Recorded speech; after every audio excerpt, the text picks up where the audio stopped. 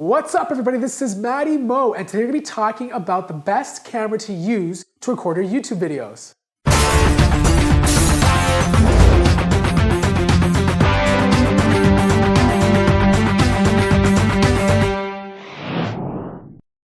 It's the million-dollar question. What camera should I buy for my YouTube channel? There are so many options out there to choose from that it can be quite confusing on what camera you should buy.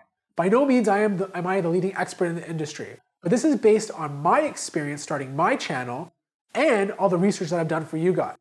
So it depends on what kind of channel you're starting. We're going to go through all the different options. And hopefully by the end of this video, I can provide you guys with the details that you need. The first option to record YouTube videos is using your smartphone or even your tablet. Now, try to use a smartphone over a tablet, as most smartphones tend to have better cameras than their tablet counterparts.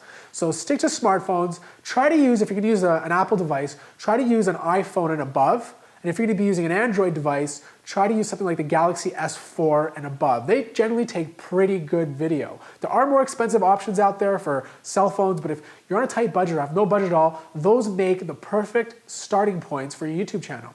Now, if you are gonna use a smartphone or a tablet, please buy a tripod. There's nothing worse than watching shaky video. Most people are just gonna be watching the channel, get annoyed, and just leave, or possibly vomit on the screen.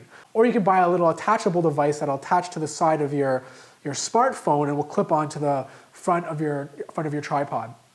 Now, if you have a little bit of a budget, the next best option is using a point and shoot camera.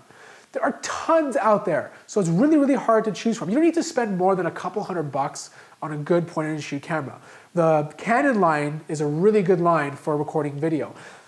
Point and shoot cameras, or compact cameras rather, are fantastic for those who do a lot of vlogging. So something like this. This is the GX50 by Canon. This is one of my first cameras that I use for YouTube videos, and I still take this out with me. It takes really good photos. Now, the only problem with this camera that I don't like is it doesn't have a flip screen.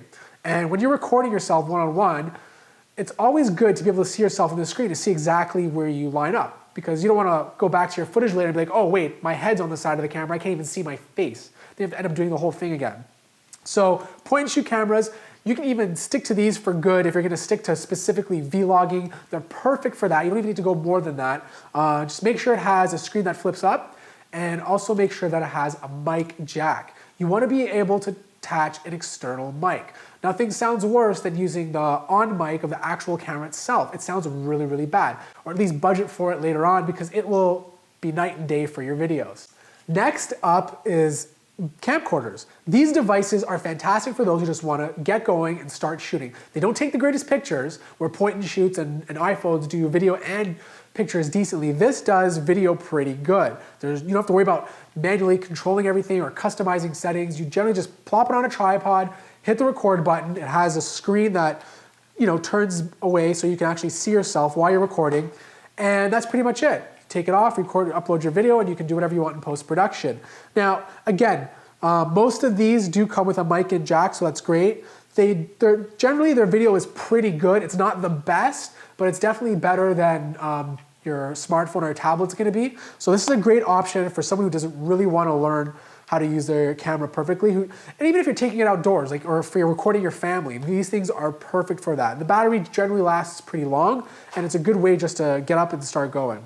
And finally, the last camera we're going to be talking about is the DSLR, or mirrorless camera. These are the cameras that are more expensive, require manual control, they require different lenses for different angles and different types of shots.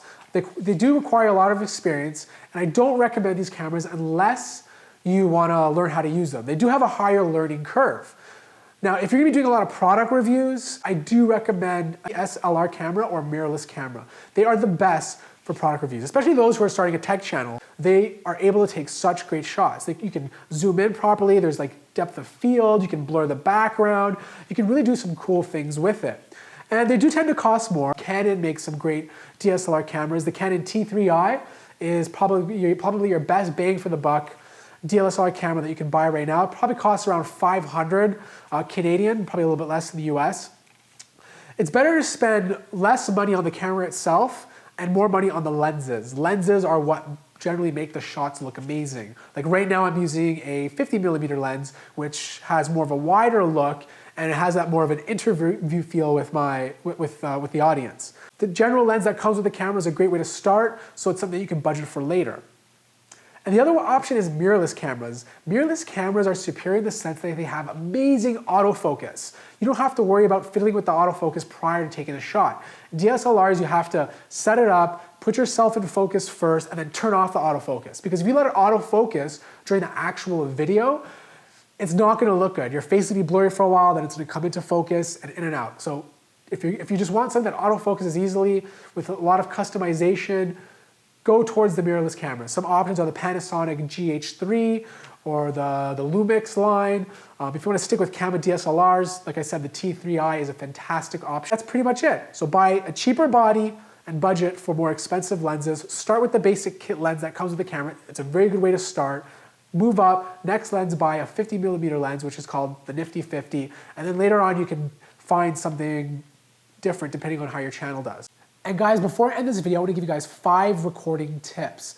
It doesn't matter which camera you decide to go with, they apply to them all. The first one, use bright light. Sitting beside a window is your cheapest and free option. It also gives you the best light for your video recording.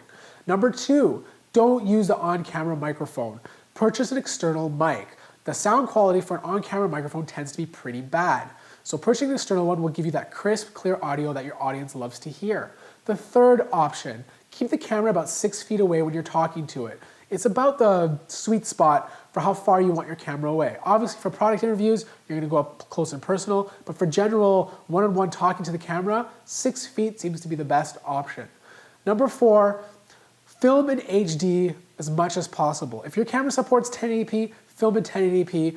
Your audience will appreciate higher quality looking videos. And finally, record using a tripod or a phone mount, if you use a smartphone that is. No one likes watching shaky video, and if your audience is gonna get sick after 30 seconds in, they're probably not gonna come back and they're probably gonna puke all over their monitor. So guys, I hope you enjoyed this. Please feel free to share or embed this video. If you guys have any questions or comments, please feel free to leave it below. If you guys would like to see a video comparing the actual quality of recording between each camera, please leave in the comments below. I would be happy to do that. And thank you guys so much for watching, and I'll see you in the next one.